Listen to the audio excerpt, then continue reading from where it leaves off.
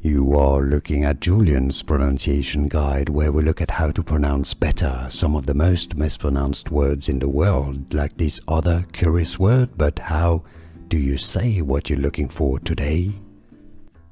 Let's learn once and for all how to pronounce this fascinating word. I love that word. If you want to learn more confusing pronunciations, medical terms in particular, stay tuned. I've got more videos for you you'll want to learn from.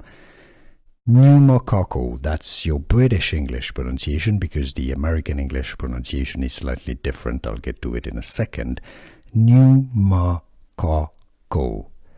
Pneumococcal, you stress on the co syllable, the third syllable. Pneumococcal. Now the US pronunciation, American English pronunciation, pneumococcal. Alright, it's like new, the difference new.